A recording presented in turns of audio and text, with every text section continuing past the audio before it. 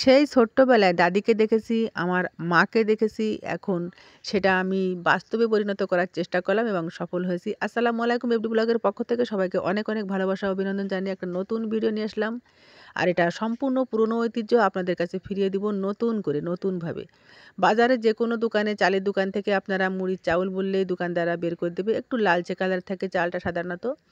আর সেই চালটা আমি প্রথমে চুলায় জাল দিব। জাল দিয়ে বেশ চুলাটা গরম করে নিব।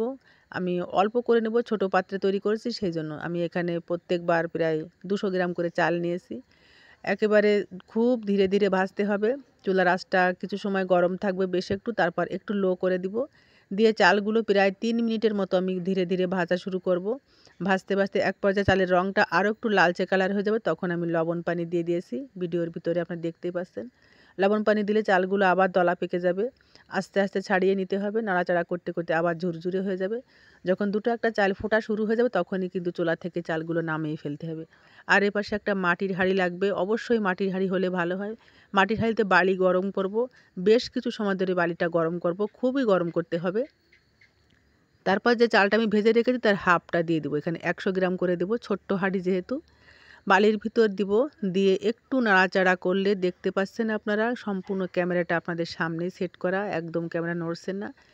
দেখতে পাচ্ছেন ফোটা শুরু হয়ে গেছে। আমি একটা ন্যাকড়া দিয়ে ধরে হাঁড়িটা এদিক ওদিক একটু ঝাঁকিয়ে দিলাম, এপিট ওপিট করে। ঝাঁকিয়ে দেওয়ার সঙ্গে সঙ্গে দেখতে পাচ্ছেন বালির কোনো খোঁজ নাই, সম্পূর্ণ মুড়িতে হাঁড়িটা ভরে গেছে। মাশাআল্লাহ, মাশাআল্লাহ, এত ভালো লাগছে। আর নিজের হাতে নিজের উঠানে মাটির চুলায় ছোটোবেলার সেই ঐতিহ্যের কথা বারবার মনে পড়ছে। আসলে আজকে যখন আমি মুড়ি তৈরি করেছিলাম তখন আমি নস্টালজিয়া হয়ে গেছিলাম। এত খারাপ লাগছিল ছোটোবেলার কথা মনে উঠে, আবার ভালোও লাগছিল। কারণ এখন তো মা নেই, দাদি নেই, তাদের কথা খুব মনে পড়ছিল, সেই জন্য খারাপ লাগছিল। পরে আবার খুবই ভালো লাগছে। কত সুন্দর মুড়ি, মাশাআল্লাহ, ফুটে একেবারে সাদা হয়ে গেছে।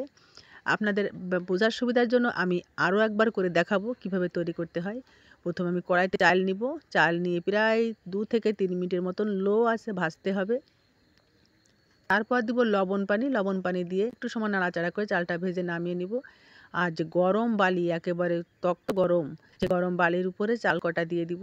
দিয়ে একটু নাড়া দিয়ে যখনই একটা দুটো ফোঁটা শুরু হয়ে যাবে তখনই আর দেরি করা যাবে না। সঙ্গে সঙ্গে আমি একটা ন্যাকড়া দিয়ে ভালোভাবে হাঁড়ির 2 সাইডটা ধরেছি, কেননা এটা মাটির চুলায় রান্না, অনেক গরম থাকে, বালিটাও খুব গরম। কয়েকবার ঝাঁকি দিয়ে এপিট ওপিট করার সঙ্গে সঙ্গে বালিগুলো নিচে চলে যাবে আর সম্পূর্ণ সাদা দুধের মতো। কি আর বলবো আপনাদের, এত এক্সাইটেড ছিলাম ভিডিওটা করার সময়। আমার খুবই ভালো লাগছে, তাই আপনাদের কাছে শেয়ার করলাম। যদি বেশি ভালো লাগে থাকে অবশ্যই আপনারা লাইক, কমেন্ট, শেয়ার দিয়ে পাশে থাকবেন। যারা ইউটিউব থেকে দেখবেন তারা অবশ্যই সাবস্ক্রাইব করবেন।